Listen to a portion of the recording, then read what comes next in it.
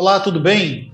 Eu sou o professor Rogério Nicolau, coordeno aqui o Escritório de Gestão, Empreendedorismo e Sustentabilidade.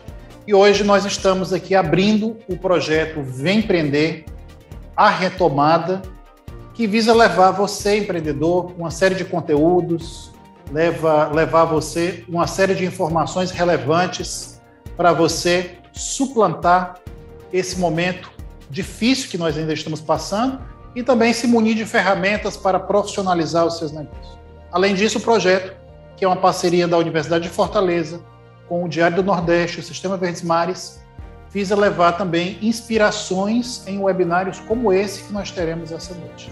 Então vamos receber hoje o Ari Gorenstein, CEO e fundador da Evino, um clube de vinho, o maior clube de vinho da América Latina.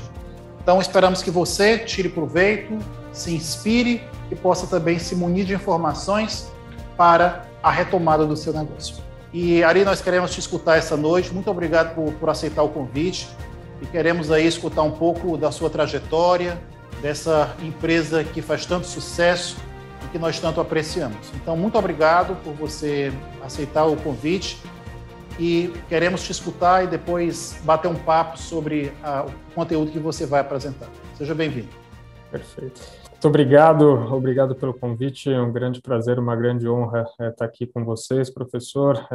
Primeiro de tudo também enaltecer aí o projeto, né? Esse projeto encabeçado pela Unifor, Verdes Mares, Diário do Nordeste, que de fato é muito bom poder trazer conteúdo, né? Estimular e engajar possíveis novos jovens ou não jovens empreendedores a se lançar nessa trajetória. A gente sabe que empreender é difícil, empreender no Brasil talvez seja duplamente difícil.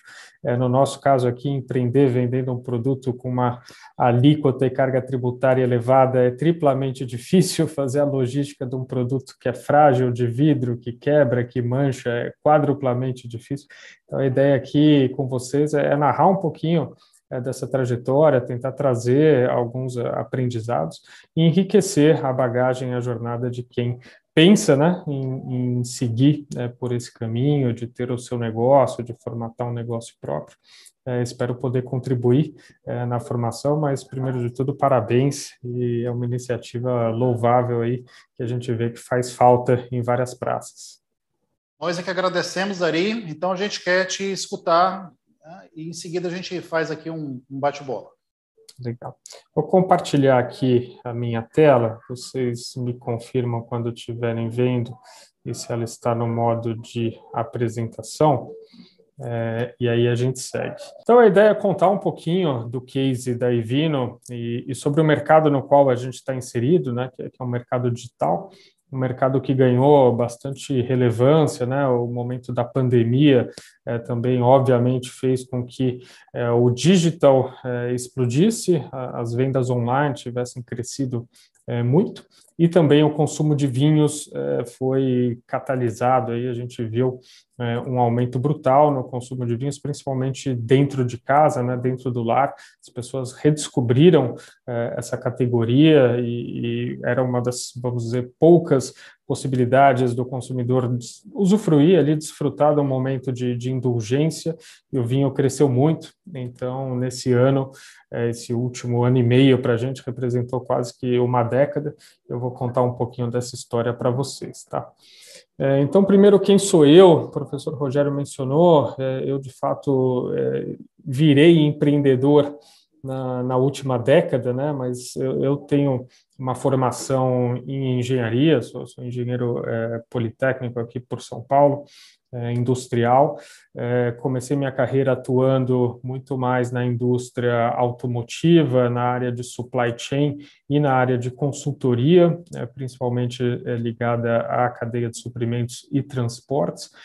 E no começo da minha carreira, eu acabei tendo a oportunidade de morar fora do Brasil e viver por algumas ocasiões na Europa, né? Tive primeiro a oportunidade de fazer um intercâmbio acadêmico na França, fiquei 1 ano e meio, depois vim a fazer um primeiro mestrado em transportes e cadeia de suprimento também na França.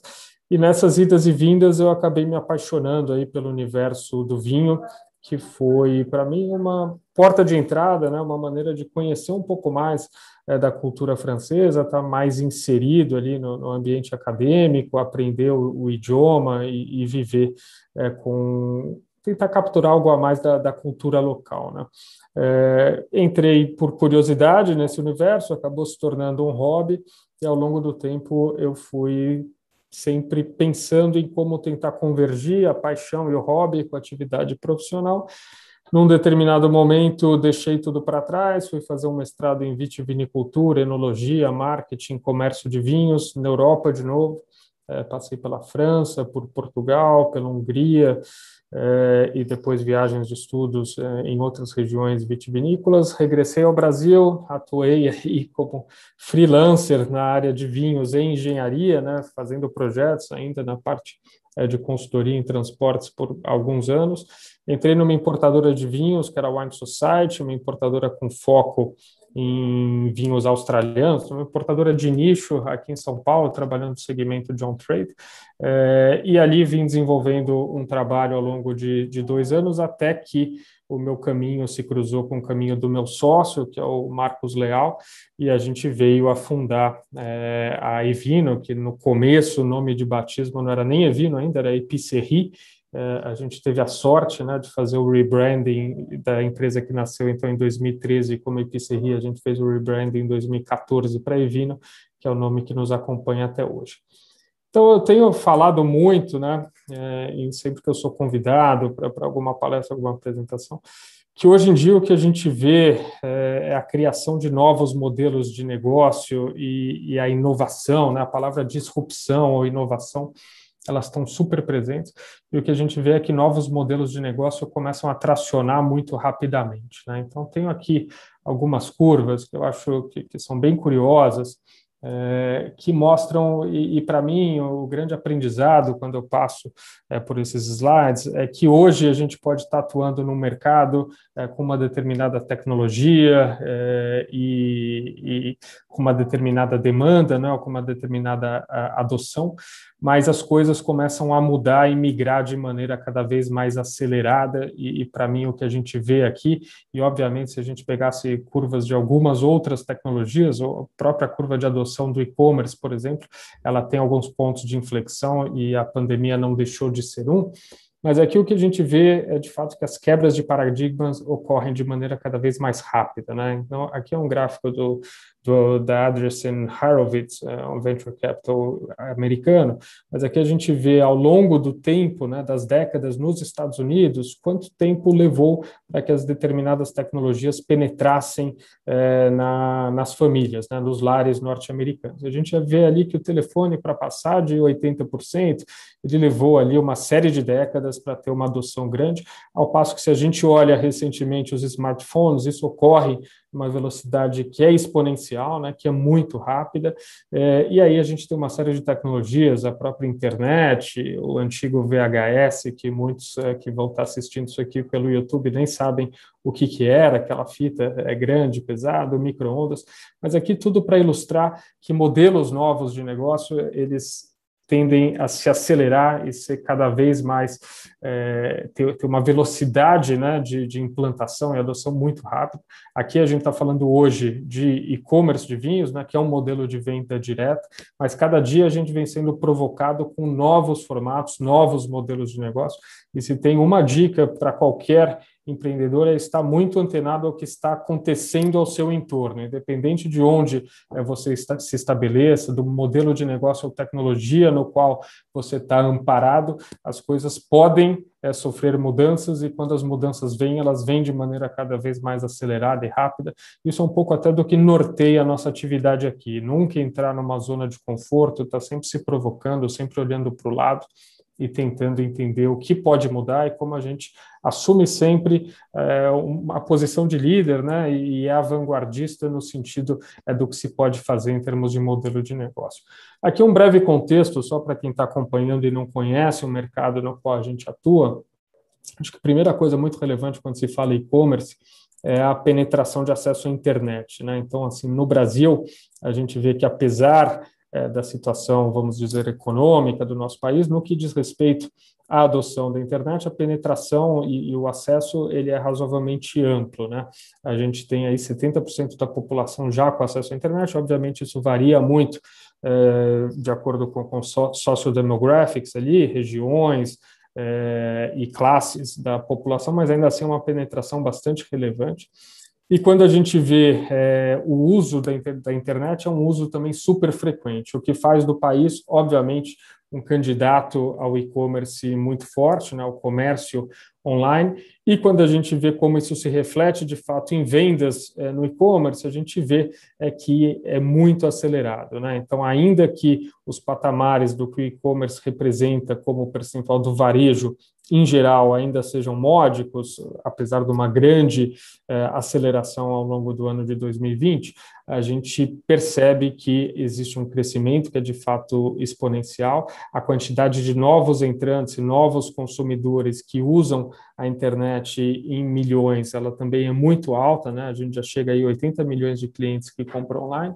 E aí, fazendo um recorte do que isso é para o universo de vinhos, qual que é o tamanho do mercado de vinhos no Brasil, a gente percebe que é um mercado que também vem crescendo, e aí fica muito flagrante o que eu comentei no começo, né, que em 2020 a gente teve uma grande aceleração, então comparado a 18, a gente tem pelo menos 7 milhões de novos entrantes, né, que passaram a consumir vinhos com alguma regularidade, ou seja, pelo menos uma vez por mês, e semanalmente são 28 milhões. Então, a gente cruzando todos esses dados, a gente consegue concluir que no Brasil, e aqui eu vou passar um pouquinho rápido, só para dar tempo da gente entrar nos temas que eu quero passar com vocês, mas no Brasil são praticamente 10 milhões de compradores de vinho online. O consumidor brasileiro, ele é um consumidor que tem uma característica distinta de outros mercados mais maduros no vinho, que é o consumidor que normalmente é mais jovem, ele é explorador, ele é curioso, é um consumidor que não compra necessariamente por marca ou não é tão fiel e leal às marcas.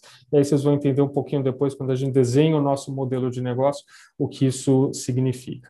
A gente vê que o Brasil, como mercado potencial para vendas online, ele só é menor do que o mercado chinês e inglês, o americano vem crescendo bastante. E quando a gente observa como os clientes compram online, junto com outras categorias, não é particularidade do vinho, mas preço é o primeiro critério na compra online, até pela facilidade de pesquisar, de navegar e buscar boas ofertas. E aí, como é que funciona o case Evino, né? Então, assim, quem nós somos hoje? Hoje é uma empresa que no ano passado, fechado, a gente faturou 410 milhões de reais. Em 2020, em relação ao ano anterior, 2019, a gente cresceu 62%. Obviamente, como eu mencionei, muito impulsionado por essa mudança de comportamento, mudança de hábito trazida pela pandemia, que atingiu tanto o que diz respeito aos canais de consumo quanto a categoria vinho, de maneira muito representativa. A gente tem mais de 500 mil clientes ativos, ou seja, clientes que fizeram pelo menos uma transação ao longo dos últimos 12 meses dentro da nossa plataforma. A gente teve mais de 1.300.000 downloads do nosso aplicativo nos últimos 12 meses. A gente tem algo muito relevante, que mais de 60% das vendas que nós fazemos já são feitas por dispositivos móveis, ou seja, smartphones, quer seja pelos aplicativos iOS e Android, quer seja pelo site responsivo, né, pelo M-Site. E a gente já vendeu mais de 40 milhões de garrafas, e isso, de fato, é o que orgulha aqui os nossos colaboradores, né, que são os Eviners, porque, de fato, a gente está aqui e o nosso propósito é colocar vinho na mesa dos brasileiros, colocar vinho na casa dos brasileiros. Quando a gente olha como que a nossa estrutura está composta, é uma estrutura que a gente tem uma atividade B2C, né, o Direct to Consumer, o e-commerce, que é o nosso maior braço de negócio, que responde por 93% do faturamento, e do outro lado a gente tem uma atividade B2B, que a gente vem reestruturando e hoje começa a avançar de maneira bastante rápida com vendas para revendedores, né? Quer seja o canal off-trade, canal de redes de varejo, pequenas, médias e grandes, quer seja o on-trade, que são os restaurantes. E aí, voltando à origem, quando a gente começou a pensar no nosso negócio há 8, 9 anos atrás, com o que a gente se deparava? A gente se deparava com o consumo per capita de vinho no Brasil, que vinha andando de lado ali na casa de 2 litros per capita ao longo dos últimos 10, 15 anos, ou seja, um consumo basicamente estável. E a gente olhava, vamos dizer, a taça meio cheia, né? Ou seja, 2 litros, é pouco, mas em comparação com outros países, se a gente comparasse, por exemplo, com o que era o Chile na mesma altura, a gente estava falando do consumo no Chile na ordem de 15 a 18 litros per capita, então quase 10 vezes o tamanho do mercado brasileiro em hábito de consumo, né? Se a gente vai para a Europa, a gente está falando de números ainda muito maiores, né? Itália, França, são pelo menos 40 litros per capita, Portugal, que há alguns anos já é o recordista de consumo per capita, passa dos 50 litros per capita. Então a gente se dizia, pô, existe possibilidade de que esse mercado cresça, é uma questão cultural, uma questão de hábito, isso não se muda da noite para o dia, mas podemos entrar e jogar um papel de fato, fazer com que essa categoria cresça. Quando víamos qual que era a evolução da importação de vinhos, o mercado que se abriu na década de 80, o volume de vinhos importados vinha crescendo também num ritmo exponencial, aí, com crescimento composto na casa de 11%. E quando a gente olhava especificamente o mercado online, que era o digital, para onde a gente começou a voltar os olhos, a gente via que existia já um percentual razoável, na casa de 10% dos vinhos já eram transacionados por meio digital, né, o que já era bastante comparado a outros países no mundo, como a gente viu há pouco.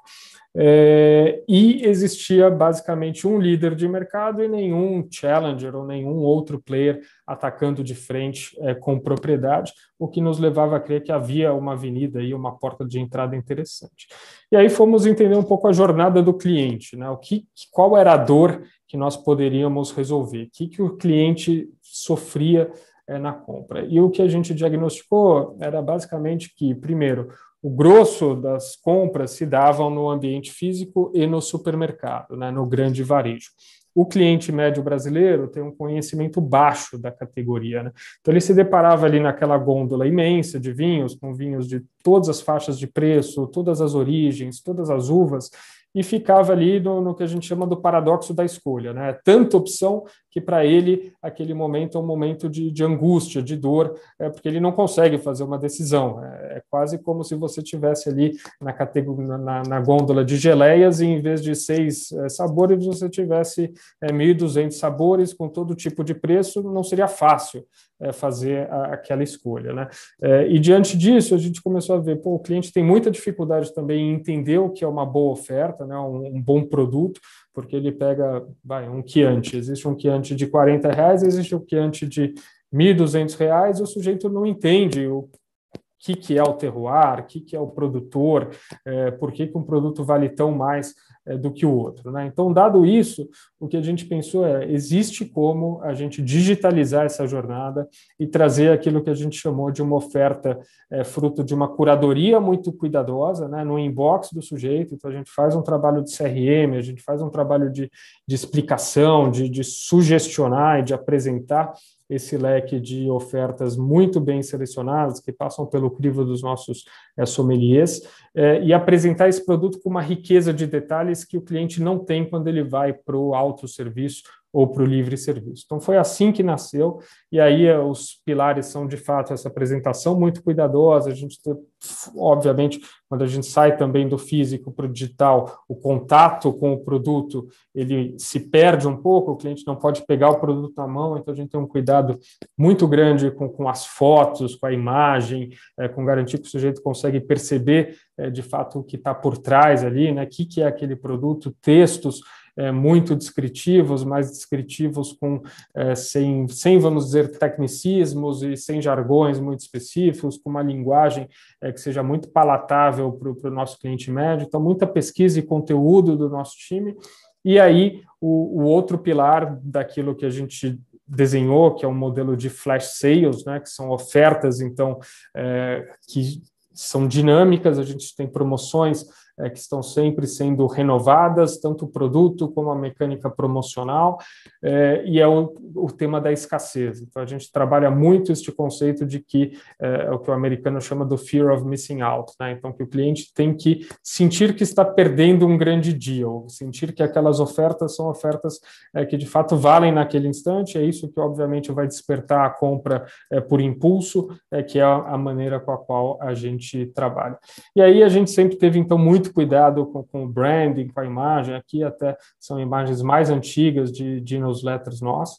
E como que a gente fez para crescer, né? Então, crescer esse negócio, crescer a base de clientes, foi sempre por meio de uma presença online muito forte, né? Então, desde o trabalho de CRM até o trabalho de captura de clientes, captura de leads, que sempre foi feito usando esse ecossistema digital e trabalhando todo tipo de mídia de performance, né? Então, mídias sociais, Facebook, Instagram, Twitter, Pinterest, YouTube, a gente faz muito AdWords, faz bastante mídia programática também, então está sempre testando canais, né, e assegurando que a nossa presença e a visibilidade da nossa marca e das nossas ofertas no online, ela aparece. Muito cuidado também no desenho do website, né? Então garantir que a gente tem uma usabilidade muito fluida, que toda a parte de UX, UI, ela se resolve muito bem, sem nenhum tipo de atrito para o cliente, uma jornada de fato muito intuitiva e fluida. O aplicativo, a gente fez a aposta muito cedo em desenvolver um aplicativo, é o primeiro aplicativo de vendas de vinho online no Brasil, nasceu em 2016, 2015 o iOS, 2016 é o Android. A gente investe muito em estar sempre renovando, trazendo novas funcionalidades, dilapidando o produto, né? Aqui, o produto a gente está falando do aplicativo. Então, quem nós somos, né? Aqui é o nosso statement, né? Então, o nosso último manifesto.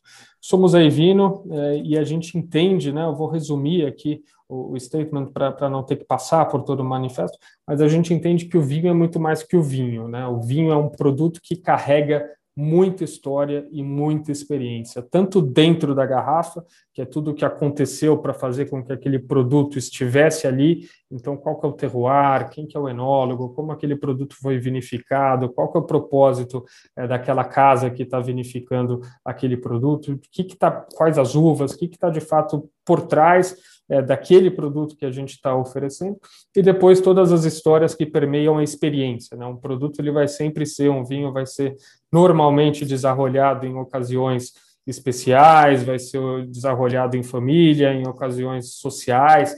Normalmente o consumo do vinho também traz muita experiência e muita história, e é essa a nossa premissa, né? Nossa premissa é democratizar o consumo do vinho, trazer essas histórias, garantir que o brasileiro possa ter contato com esse produto, desfrutar ele da melhor maneira possível e construir em torno dele a melhor história, o melhor relacionamento possível. Então, somos, de fato, apaixonados por vinho, a gente está aqui para quebrar barreiras, desde as barreiras de acesso. A gente tem um papel muito democrático, né, de trazer vinhos e garantir que os vinhos possam atender ao cliente de A a Z, de qualquer tipo de classe social, qualquer tipo de grau de conhecimento com o produto, qualquer tipo de conhecimento tecnológico para navegar e fazer a transação. E a gente acredita, de fato, que novas histórias e descobertas com o vinho podem tornar a vida de todos melhor e proporcionar esses momentos é o que nos move, né? Então, nossa missão, de fato, é proporcionar mais experiências e histórias, trazer e rodar, percorrer o mundo inteiro para escolher o que há de melhor e trazer o que a gente chama dessa escolha inteligente, né? Então, são produtos com preço certo, customizados e personalizados para cada tipo de cliente dentro da nossa base e tornando, então, essa bebida acessível, quer seja o produto, o preço, quer seja o conhecimento do universo do vinho, que muitas vezes é de difícil acesso por uma parte dos clientes. Nossa visão é ser a maior autoridade de vinho no Brasil e o maior e-commerce de bebidas no país. Já somos o maior e-commerce de vinhos na América Latina. Entendemos que já somos também a maior autoridade de vinhos no Brasil, mas tentamos nos posicionar como tal e garantir que o cliente tenha também essa percepção. Então, nossa jornada aí, e aí a jornada do empreendedor, ela é marcada por altos e baixos, né? Aqui o gráfico, ele não traz necessariamente os altos e baixos, traz mais os altos, apesar dele ter aí esse zigue-zague, mas alguns marcos importantes, né, na trajetória, no caminho da empresa. Primeiro, a fundação, né, quando a gente montou o negócio. 2014 foi um ano importante porque a gente começou a importar vinhos. A gente, ao longo de 2013, aprendeu que o negócio só seria escalável e rentável ou sustentável se a gente adaptasse um pouco a dinâmica e a cadeia de suprimento e a cadeia de valor, e entendeu muito rapidamente que teria que passar a importar vinho para fazer com que o negócio parasse de pé. Em 2015, a gente então lançou a primeira versão do aplicativo e, obviamente, a gente veio colher frutos disso ao longo de todos os anos, e essa visão de ser mobile first, tá? Então orientar o nosso negócio para os dispositivos móveis foi muito chave no sucesso do negócio. 2016 a gente lançou o aplicativo Android, né? E aí tinha a cobertura já de praticamente todos os equipamentos. 2017 a gente fez a mudança do nosso centro de distribuição, tirou ele de São Paulo, levou para o Espírito Santo, seguiu escalando muito nosso volume de importações. Em 2020, a gente fez uma repaginação da nossa marca bastante importante, aí já casado com outro movimento, que era um movimento de premiumizar um pouco mais tanto a nossa marca quanto a nossa oferta. Então, além de atingir um público de entrantes no vinho e de consumidores numa gama mais média, atacar também aquilo que a gente entende que é uma gama mais alta e premium, por entender que o cliente que compra esse tipo de produto também está se digitalizando, né? Hoje, talvez, o ativo mais valioso que nós tenhamos é o nosso tempo, e muita gente começa a migrar para o digital, e a gente queria oferecer essa experiência com vinho também para clientes conhecedores e clientes dispostos a pagar um ticket maior, a comprar um produto de valor agregado maior. 2021, a gente redesenha todo o nosso braço B2B, a gente começa a expandir os nossos deliveries, né? Então, que são hubs, estoques avançados que fazem a entrega expressa, então entregas de 1 hora, meia hora, que a gente entende que também são demandas do cliente hoje, né? Por imediatismo e ter o produto muito mais rápido. E a gente conquista o selo da Great Place to Work, atestando que a Evino é um bom lugar para os Evinos e para os nossos colaboradores. Aqui um pouquinho de imagens que eu resgatei só para ilustrar de fato como que a gente começou. Aqui a foto do nosso primeiro, entre aspas, aí, centro de distribuição, porque de fato era uma salinha de 60 metros quadrados, onde a gente fazia cross-docking de produtos, tinha ali nossas versões de caixa. Aqui é o nosso segundo ou terceiro escritório, mas ainda bastante no começo da companhia, estamos falando de 2014, eu brinco com o pessoal mais novo aqui, que eles reclamam que às vezes a gente tem ruídos de comunicação ou falha de comunicação, que os departamentos operam às vezes em silos, né? Aqui era todo mundo, todos os departamentos dentro da mesma sala, então não tinha nenhum tipo de gap de comunicação, porque obviamente tudo que se falava todo mundo ouvia, inclusive temas da vida pessoal, né? Você atendia o telefone ali no meio, você estava completamente exposto.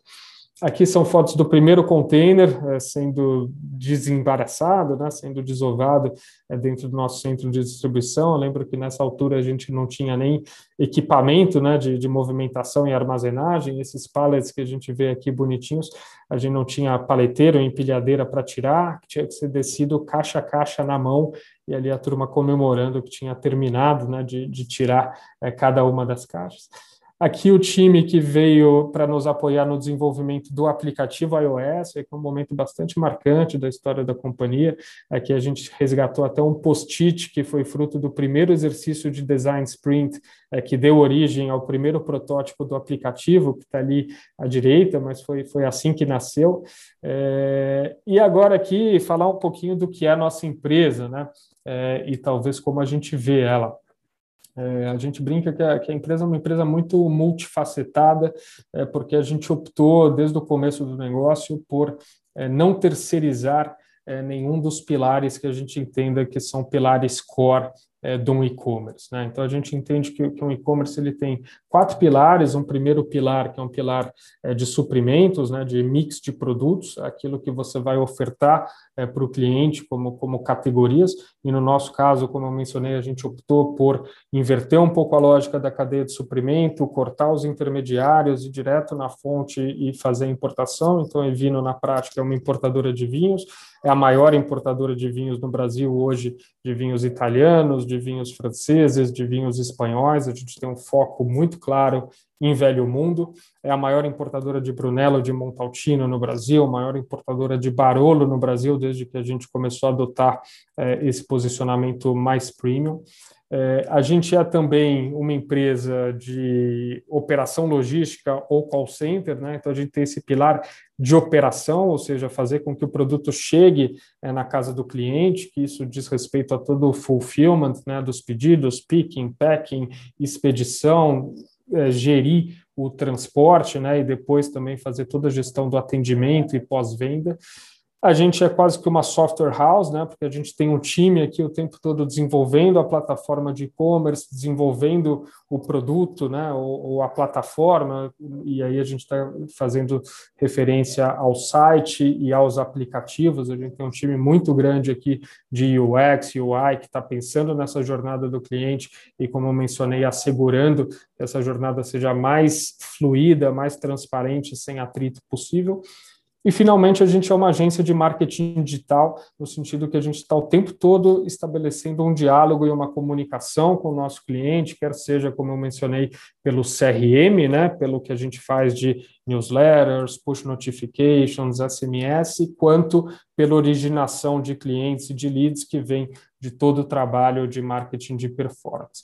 Então, a gente trabalha em toda a etapa do funil, aqui dentro de casa, né? Então, aqui falando um pouquinho do funil de conversão e de como a gente vê ele como chave, o marketing de performance e o CRM como elementos muito críticos para trazer o cliente para dentro da nossa loja e fazer com que ele tenha a experiência de compra conosco. A gente vê que no caso do e-commerce, de bebidas em particular, o e-mail marketing ele ainda é uma ferramenta muito relevante. A gente entende que hoje a gente tem uma especialização em e-mail marketing muito acima de vários dos concorrentes. Então, não vou dizer que é o estado da arte, mas tem uma riqueza muito grande, tanto na produção, quanto no copy, né, na redação, quanto em todo o trabalho de segmentação e assertividade na customização. Aqui alguns exemplos, então, de touch points. E uma coisa que para a gente é muito chave é olhar esses 2 gráficos que a gente vê aqui na direita, que basicamente entender que a premissa de base para se ter um crescimento exponencial é a retenção. Então, assim, não importa o quanto de cliente você é capaz de trazer para o seu negócio, se você não tiver uma boa retenção, ou você vai ter que investir muito para estar o tempo todo trazendo mais clientes que, vamos dizer, de alguma maneira, compensem a sua perda, né, o seu churn. Então, é a analogia do balde furado, né? Se você tem um balde furado, você tem que abrir muito a torneira para encher este balde. Então, a gente tem aqui, a gente é obsessivo pela jornada do cliente, por ter uma jornada do cliente que seja impecável e assegure, de fato, esse círculo virtuoso de retenção e de fidelidade, que a gente vai ver mais para frente também num exemplo. Então, o cuidado das operações, como eu mencionei, a gente olha linha a linha, né, todo o trabalho que a gente tem que fazer para fazer com que o vinho chegue na porta do cliente da melhor maneira possível. Então, cuidar da experiência do unboxing, né, do packaging, assegurar que as garrafas chegam limpas, intactas, no prazo certo, no menor prazo possível. Isso é um desafio muito grande.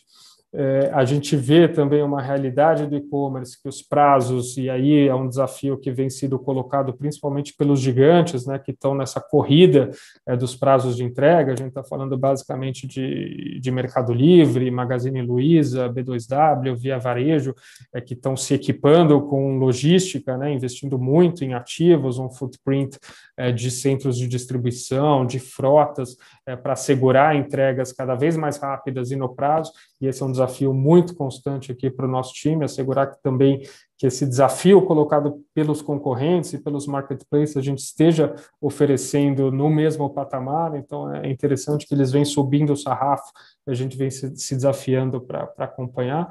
E aí o que a gente vê hoje são KPIs que são super positivos, né, e que a gente considera que são, de fato, best in class no que se pratica dentro do e-commerce. A gente tem um NPS, que é o Net Promoter Score, que está sempre acima de 87%. Hoje, ele está na casa de 89%, que é super saudável. A gente tem uma nota no Reclame Aqui, que flutua também entre 8,6 e 8,9. A gente é EBIT diamante, a gente mede a satisfação do nosso cliente quando ele fecha um atendimento com o nosso time de Customer Service, e o índice de satisfação está sempre acima dos 92%, então uma grande satisfação com a maneira com a qual a gente endereça os casos, né, e os casos de problema, inclusive, então a gente tem uma taxa de sucesso muito grande. E o sortimento, né, a seleção de produtos, a originação de produtos que vem, de fato, dos nossos sommeliers, estarem viajando o mundo, negociando e assegurando que a gente tem um mix o mais rico possível, com as ofertas as mais atrativas possível. E aí uma coisa que a gente descobriu ao longo da jornada, e que no final também hoje é muito presente no nosso modelo de negócio, é que a Evino e o digital, ele é capaz de criar marcas e de fortalecer marcas numa velocidade muito rápida em comparação a canais tradicionais, né? Então, a visibilidade, a impressão e a exposição que a gente é capaz de dar às marcas, fruto desse trabalho de marketing de performance e CRM, ele é muito grande, né? Então a gente atinge uma audiência muito grande, com uma frequência interessante, e mais que isso, é um canal que permite, como a gente começou lá atrás no nosso manifesto, permite que nós contemos histórias.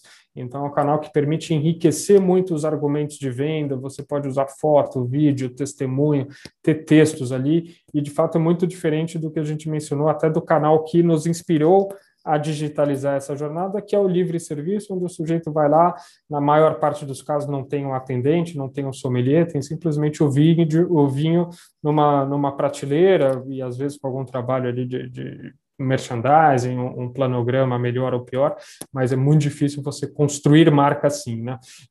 E aí o que a gente vê são alguns cases de sucesso que construímos ao longo do tempo. O primeiro é o Anciano, que é um vinho que ele tem no nosso site pouco mais de 5 anos, é um sucesso absoluto de vendas, hoje é um dos líderes em vinhos espanhóis no Brasil. A gente tem o Portada, que é um vinho português, que nós lançamos há pouco mais de 3 anos, e também é um sucesso estrondoso, uma recorrência muito grande, uma marca muito reconhecida pelo cliente, e que hoje já supera aí vinhos portugueses que têm décadas de mercado aqui. Estamos falando de Periquita, do Matheus Rosé, que são vinhos super clássicos. O Anciano é a mesma coisa, hoje ele tem mais recall e mais awareness quando a gente faz pesquisa de top of mind ou de lembrança de marca, do que marcas consagradas, como mesmo um Catena Zapata, um Álamos, etc. Então, o digital, fomos aprendendo como construir as marcas e aprendendo que o digital é capaz de construir marcas, e aí, uma vez que a gente viu o poder dessa construção, a gente vem investindo cada vez mais nesses cases, né? Tecnologia, para a gente, super chave. Então, hoje a gente tem uma obsessão pelos aplicativos. Nosso time trabalha sempre essa visão que começou como mobile first, está migrando para uma visão mobile only. A gente entende que a transação, a navegação, ela vai cada vez mais estar nos nossos smartphones, e o nosso time trabalha muito pensando nisso, nessa experiência. A gente, obviamente, tem um ecossistema tecnológico com muita coisa. E aí uma coisa que eu queria destacar aqui, e que acho que essa talvez seja das mais importantes, e essa eu acho que a gente também foi descobrindo ao longo do tempo, é que a gente pode ter o desenho estratégico que seja, e a gente pode ter o negócio que for, mas essa frase que é um pouquinho chavão, que eu não lembro se é do Peter Drucker, acho que mas de que a cultura come a estratégia no café da manhã, né? Ela é muito real. Então, a cultura que essa, vamos dizer, cola invisível das organizações, mas que no final permeia o nosso dia a dia aqui, ela é super chave. Eu acho que a gente aprendeu isso ao longo do tempo, talvez tenha sofrido com isso mais no começo, onde a aderência à nossa cultura não era necessariamente algo tão crítico ou tão presente no nosso processo de recrutamento, onde alguns ritos para reforçar a nossa cultura ainda não eram tão parte do nosso dia a dia, onde a própria mecânica de avaliação de desempenho, os programas de desenvolvimento dos nossos colaboradores aqui dos eVinners não levava tanto em conta a cultura que a gente queria moldar e formar, nos fez sofrer. E aí, ao longo do tempo, a gente foi aprendendo como trabalhar melhor o tema da cultura. Hoje é um dos elementos-chave, a gente não contrata ninguém que não tenha fit cultural conosco, a gente assegura que todos que estão aqui entendem a cultura da companhia, têm o mínimo de identificação com os nossos valores.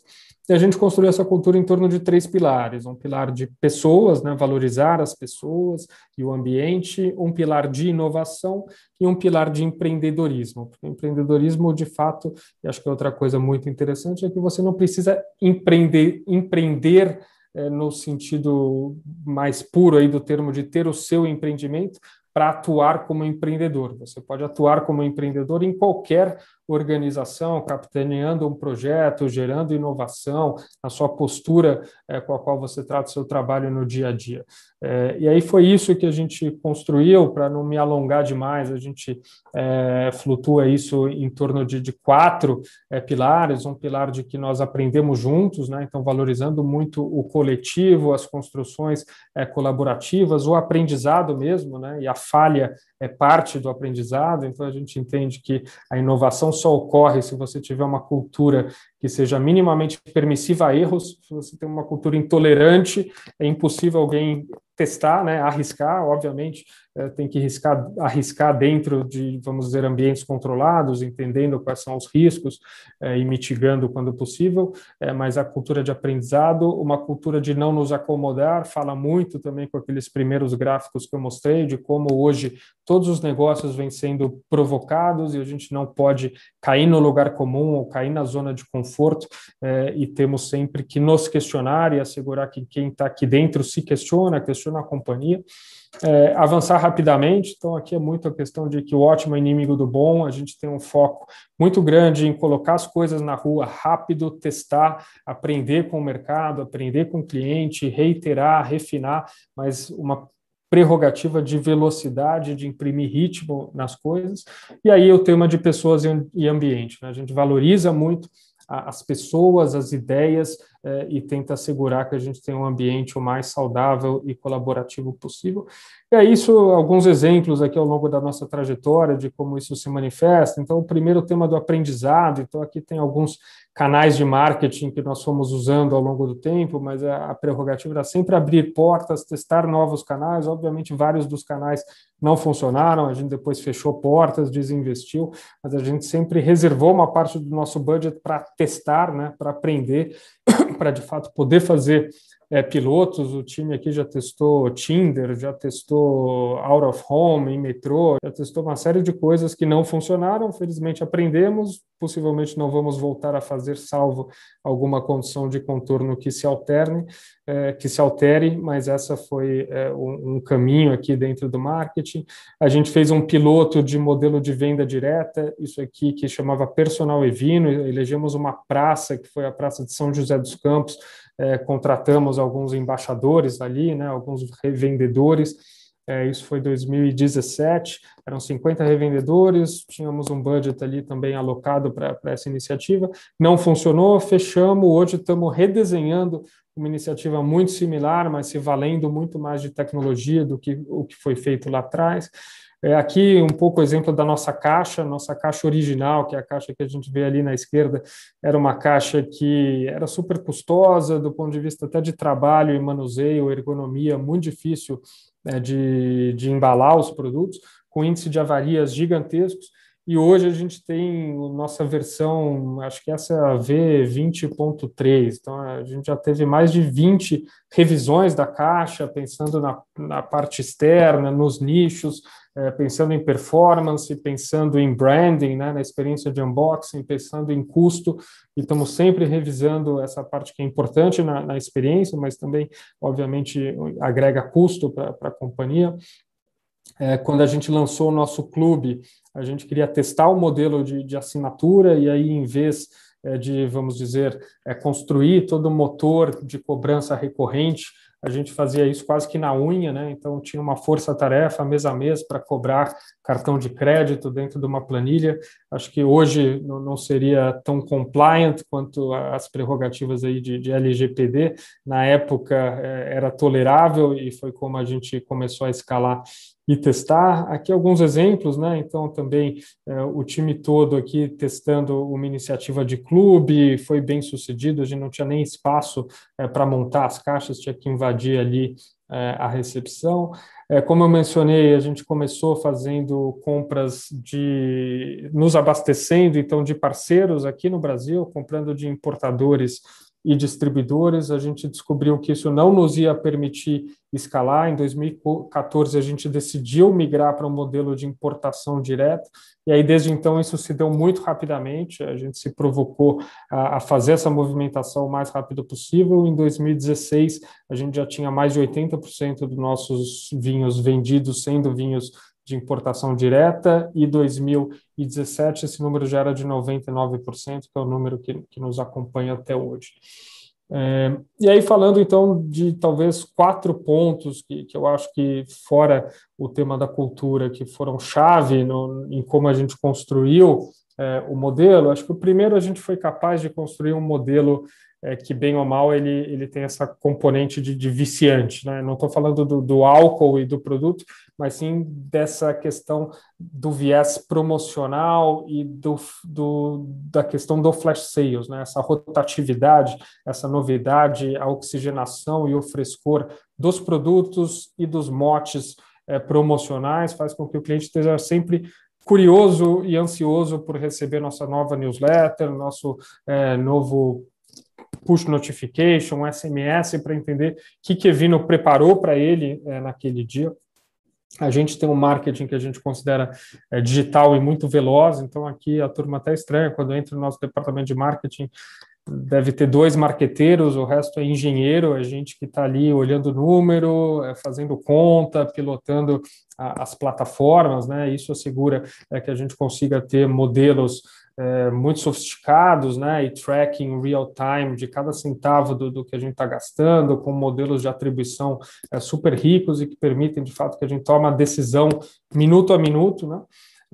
Essa questão do teste sempre, que muito ligado ao tema da inovação, e o que eu mencionei ali atrás do foco em retenção. A gente entende que sem retenção o modelo não é sustentável, sem retenção a gente não consegue escalar exponencialmente, então a gente é muito obsessivo na jornada em assegurar que os nossos clientes voltem conosco. Esse chart aqui, que é um chart da McKinsey, ele traz muito essa questão da fidelidade, né, da recorrência, como é que você constrói esse loyalty loop, né? Então o ciclo da lealdade. Então, basicamente, a gente olha essa jornada, entende cada um desses pontos dentro da jornada e tenta enriquecer ele o máximo possível. Então, aqui a gente está falando primeiro do gatilho, né? O que faz o cliente comprar? No caso da Evino, a gente entende que esse gatilho pode ser algo orgânico, o sujeito quer vinho e vem na Evino organicamente, ou a gente fomenta esse gatilho, né? E aí o fomentar esse gatilho são os instrumentos, esse aparato, esse arsenal de CRM que a gente tem com notificações, com e-mail, que garantem que o cliente volta. Depois, um tema muito importante é o que eu estava mencionando, de fato, da usabilidade, então de desenhar um produto que garanta, uma vez que o sujeito entrou, está experimentando a nossa jornada digital, a gente tem que ter algo muito intuitivo, muito fluido. Fomos um dos primeiros no Brasil a usar as wallets, né, as electronic wallets, com Apple Pay, Google Pay, que faz com que o cliente consiga pagar ali com muita facilidade, passar pelo fluxo de checkout e de carrinho de maneira muito simples. A gente tem esse tema das novidades sempre, né? Então, de fato, esse mote promocional é muito itinerante, os produtos se alternando, né? Um catálogo muito dinâmico garante que a gente, vamos dizer, de alguma maneira, legitime um contato muito frequente com o cliente e traga para ele sempre algo que é relevante. Um time muito data-driven, como eu mencionei, então um time que é muito focado em dados e esse tracking de cabo a rabo, que também é muito chave, né? Então aqui alguns a gente brinca aqui que esse aqui é a nossa tela de BI. Em 2014 era um notebook ali com Google Analytics plugado numa interface Excel que por trás rodava uma query no nosso banco MySQL, mas que basicamente nos permitia ter a informação necessária para tomar decisão e para investir. Mas ali, mais que BI, né, que a Business Intelligence, eram boas intenções, né, o BI ali, mas funcionava. Então, hoje a gente tem dashboard, tem uma cultura de gestão à vista, o time acompanha KPIs, eu sou engenheiro, meu sócio é engenheiro, somos um pouco nerds nesse sentido, então dá para imaginar que a companhia de fato respire. Aqui um canal novo que a gente testou, que era um bar também itinerante, um pop-up bar, que era o Evinobar, que teve em vários shoppings e eventos. A nossa bike para eventos, que antes da pandemia estava circulando em casamentos, em eventos de menor porte. Um estudo para loja, que a gente já fez.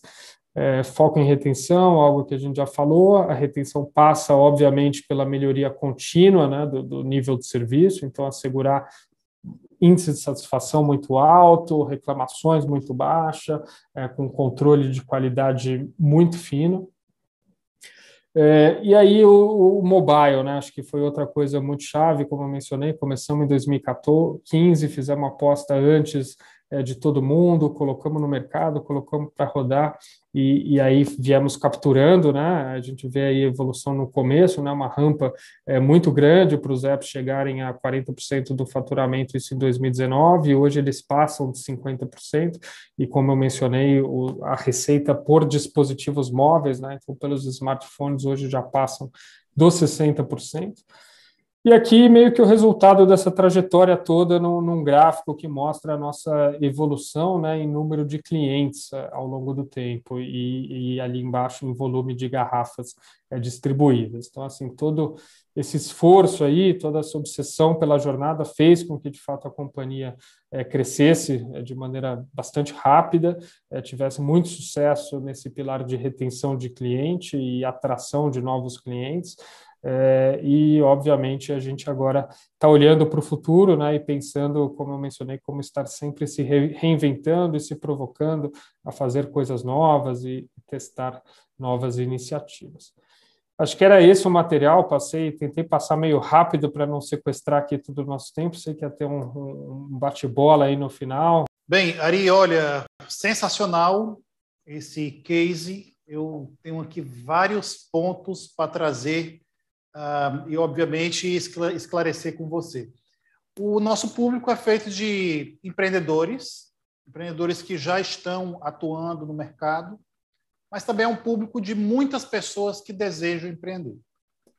E aí eu vou pegar partes da sua apresentação para lançar à luz alguns pontos que são cruciais, tanto para quem já está empreendendo, como também para quem deseja empreender. A primeira questão, logo no começo você trouxe um aspecto muito importante, que foi quando você descobriu essa paixão pelo vinho. Então, essa paixão ligado à sua busca, né, pessoal, o que te levou a fazer intercâmbio fora, a estudar fora e se especializar no vinho. O que você tem a dizer, Ari, assim, para quem quer iniciar um negócio nesse momento agora, no meio de uma pandemia ainda, né? Qual a importância de você conhecer profundamente o produto ou aquilo que você deseja colocar no mercado? Eu acho que essa é uma boa pergunta, uma pergunta que eu me fiz para mim mesmo em algum momento. Eu acho que é super importante tentar conciliar a paixão, né, o gosto, aquilo que você se identifica, o mercado no qual você quer atuar com a atividade profissional, mas, obviamente, isso tem que ser feito com alguma bagagem, né? No meu caso, eu até mencionei, foi um momento ali muito chave para mim, da minha história, né, que foi um momento ali quando eu tinha 27 anos e decidi fazer essa formação, esse mestrado em vitivinicultura. Na verdade, decidi que eu iria buscar uma formação, né, e eu sempre olhei para o vinho com essa ótica de tentar trazer a cultura do vinho para o Brasil, né, uma cultura que ainda é pouco difundida, né, um hábito pouco presente, muitas vezes a categoria é vista como uma categoria elitista, né, pô, é só para ocasião especial, é só para quem tem dinheiro, e não é a realidade, né, não precisa ser a realidade. Era com essa ótica que eu olhava o mundo do vinho e queria atuar para desmistificar algumas coisas e provar que ele pode estar mais perto do que ele é na Europa, né? Que eu brinco até, é suco de uva fermentado, ele está na mesa, o sujeito não precisa conhecer para beber ele só precisa pôr na taça, provar, para gostar ele também não precisa conhecer, só precisa ver se agradou ou não agradou. Mas eu sabia que fazer isso sem preparo e tentar me aventurar, eu teria chances grandes de fracasso, né? O que eu brinco é que também nessa altura, talvez o vinho ele aparecesse no meu currículo na linha de hobby. Então, eu pleitear qualquer posição, tentar me estabelecer, tentar até empreender ou começar uma carreira era algo muito difícil. E eu comecei a ir atrás de entender que tipo de formações, né, existiam no mercado, tanto aqui no mercado brasileiro quanto fora. Aqui no Brasil, na altura, tinham poucas formações mais generalistas, eram formações muito especialistas ou na parte mais agronômica, né, de viticultura, no plantio e cultura da vinha, ou do outro lado, na parte enológica, né, de produção e vinificação. Não era exatamente o que eu queria algo mais abrangente. E aí, buscando, pesquisando, indo atrás de formações, acabei encontrando a formação, esse mestrado em vitivinicultura, enologia, marketing, comércio de vinhos que eu vim a fazer. E naquele instante, então, postulei para uma bolsa, acabei sendo elegido para contar com o financiamento da Comunidade Europeia, e foi um momento de divisor de águas, no qual eu tinha ali, obviamente, todo mundo perguntando, pô, mas você vai parar tudo? Eu vinha seguindo uma carreira ali mais ou menos aderente àquilo que se esperava de um engenheiro na minha idade, num patamar de remuneração similar à média dos meus colegas de turma. Tá? Então, estava bem encaminhado, vamos assim dizer, e quase que recomeçando. Mas acho crucial buscar formação, buscar informação, buscar se inserir no mercado e entender, né? Eventualmente poderia até ter voltado de lá e descoberto que era muito mais difícil do que eu pensava, não dá, não é para mim, mas pelo contrário, voltei com uma visão de legal, agora eu estou muito mais capacitado para tentar atuar, né, e com uma visão muito mais abrangente, um networking também que começava a se estabelecer com profissionais do mercado para me apoiar, para usar de referência. Então, acho que a chave, não arriscar, a paixão sozinha, ela pode, obviamente, pode trazer êxito, mas o risco de fracasso acho que é maior do que se você busca uma bagagem, um preparo. Muito bom. Sem dúvida, aliar o valor à eficiência é importantíssimo, é imprescindível para que o negócio possa ter paixão e possa ter também os pés no chão, né? Isso fica claro com você. Outra coisa que me chama muita atenção na sua apresentação é como você lida com os canais. Afinal de contas, nós estamos falando de uma bebida não tão popular, né? E essa curadoria, o que envolve as fases do canais de conhecimento, de ajudar o cliente a tomar decisão no processo de compra e a entregar, você faz com maestria. Então, qual a importância que você vê ali nesse aspecto dos canais? Não só tratando da distribuição em si, mas como é que você identificou na sua proposta de valor que fazer conteúdo de qualidade, ajudar o cliente a escolher e a entender o que ele estava consumindo, foi importante para o seu negócio? Sim. Eu acho que é muito importante para qualquer negócio entender qual o problema que você quer sanar, né? Ou seja, qual a dor na jornada do cliente que você quer resolver ou que você quer propor uma melhoria sensível que talvez o cliente nem saiba que tem aquela dor porque ele nunca experimentou um produto ou, como você está falando, uma proposta de valor distinta. No nosso caso, a gente encontrou, de fato, uma dor. E a dor era essa que eu mencionei de que o livre serviço trazia para o cliente uma jornada de fato angustiante. E eu desafio quem está nos escutando, a próxima vez que entrar no supermercado, parar 20 segundos na gôndola de vinho e ver como se dá a escolha. Numa gôndola de vinho onde não tenha um atendente, um sommelier, e são poucas hoje as que tem, né?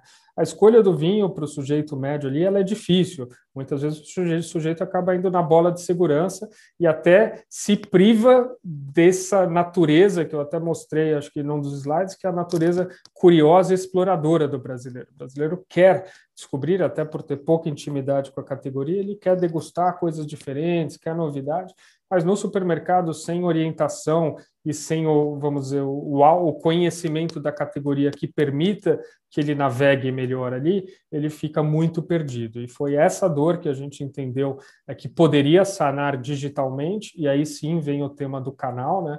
A gente encontrou no digital um canal que entendemos que permite ter um atendimento muito mais personalizado e customizado, mas de maneira escalável, porque pelo digital, né, você consegue ter recomendações, né, um a um, qual que é o vinho que eu vou indicar para o professor, que vai ser diferente do vinho que eu vou indicar para o outro sujeito, para o vizinho, e a gente entende que o digital nos permite, então, ter essa oferta, a curadoria, mais a assertividade da customização e da recomendação que eu posso fazer numa granularidade do indivíduo, né?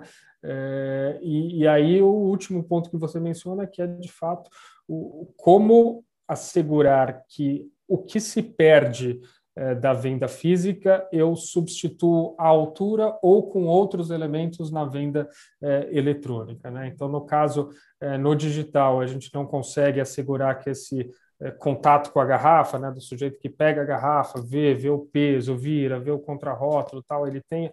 Então, a gente assegura que o descritivo é muito rico, que as fotos elas são de altíssima resolução, super bem produzidas, que eu tenho foto do contrarótulo para o sujeito que quer ver o verso da garrafa.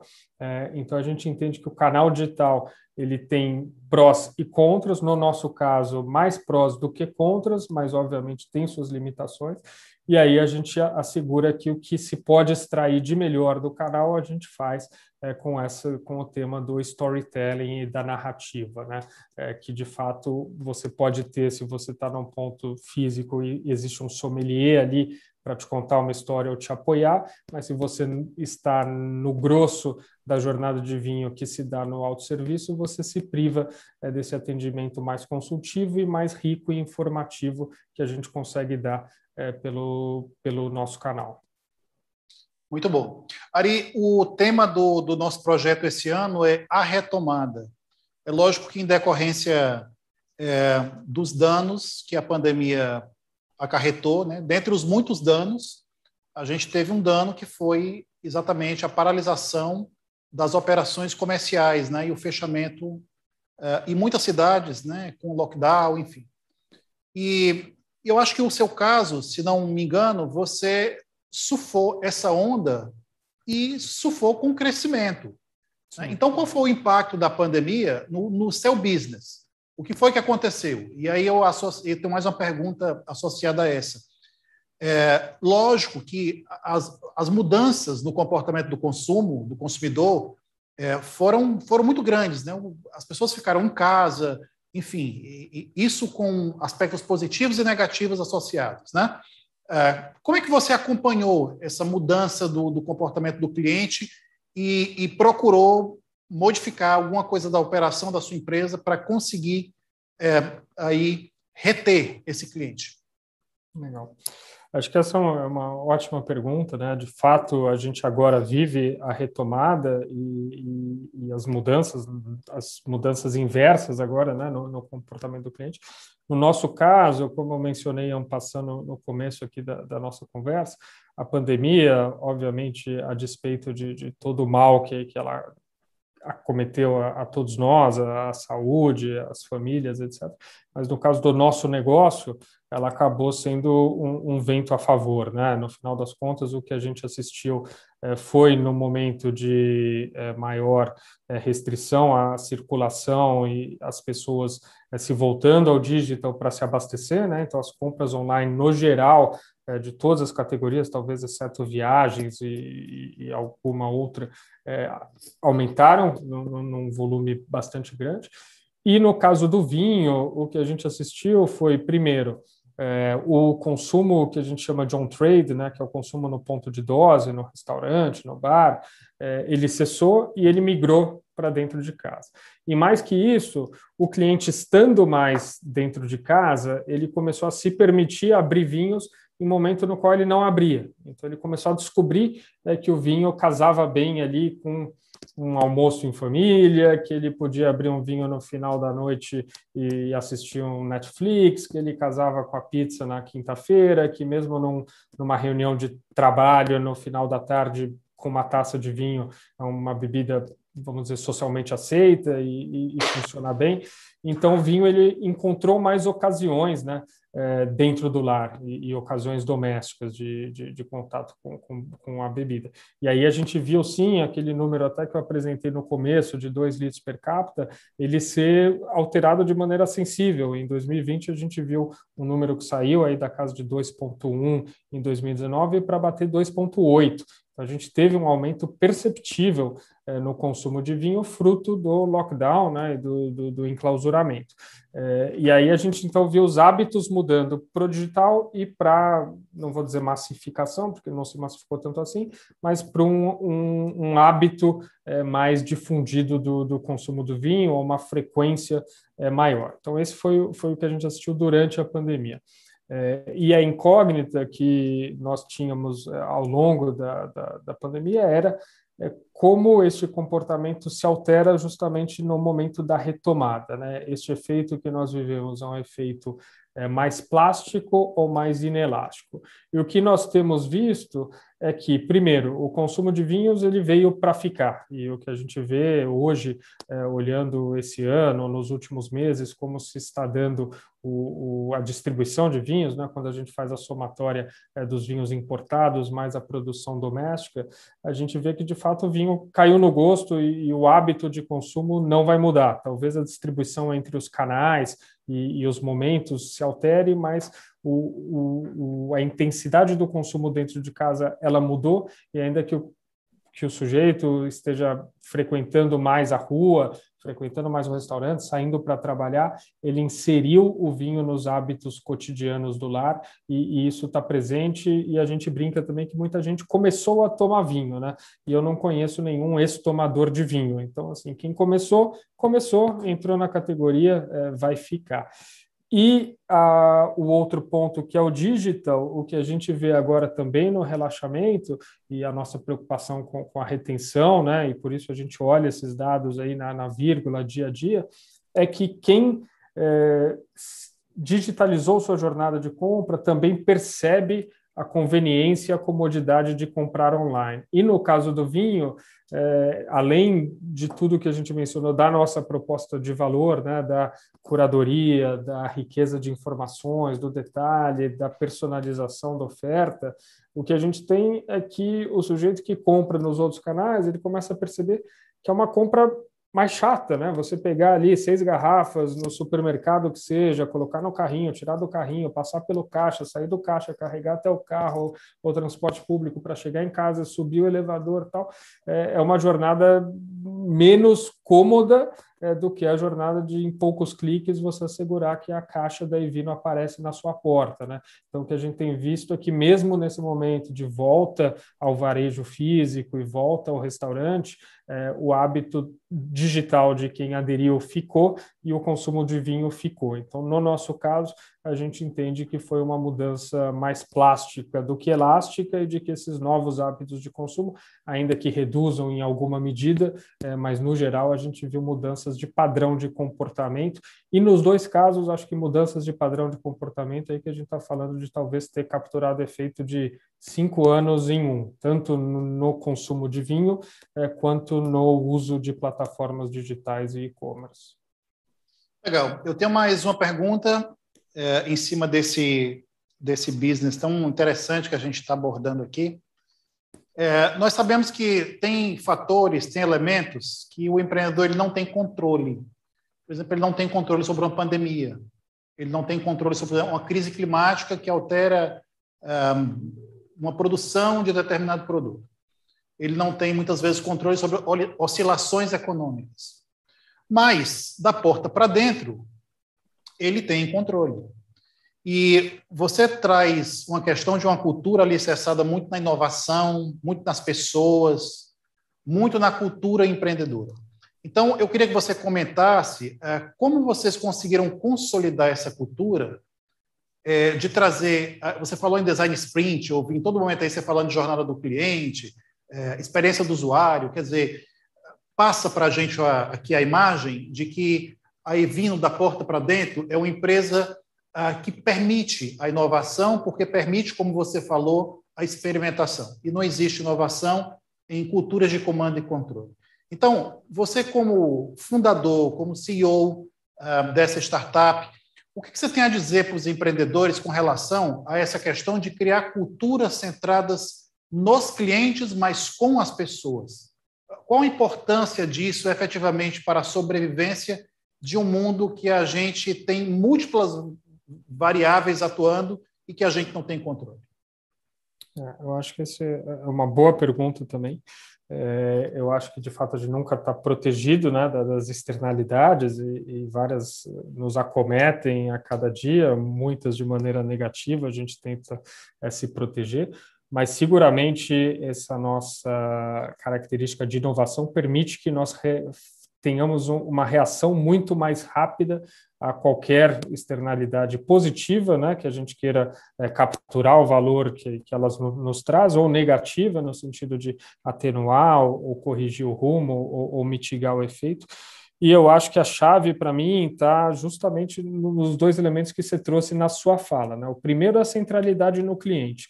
Então, assegurar que a voz do cliente é sempre escutada, que a gente está sempre olhando a jornada e a aspiração do cliente, e que o nosso endgame aqui é servir vinho para o cliente com a melhor experiência de compra possível. Qualquer coisa que eu altere no meio do caminho vai estar afetando a jornada, a experiência. Eu tenho que medir e ver se está aderente, ou descobrir preliminarmente se é algo que o cliente deseja, ou assegurar que, uma vez que eu implemente, eu tenha ferramentas, estruturas. Então, pode ser fazer o piloto, ter praças de controle e grupos de teste, fazer A/B testing online, que a gente consegue fazer. Enfim, tem N mecanismos de fato, exploração e experimentação. Então, primeiro, o tema de ter a centralidade no cliente, nunca se esquecer disso. Qualquer coisa que nós façamos na companhia vai impactar a proposta de valor que nós estamos oferecendo ou a jornada do nosso cliente. E o segundo ponto é, de fato, o empoderamento das pessoas e dos colaboradores, no nosso caso aqui, os eviners.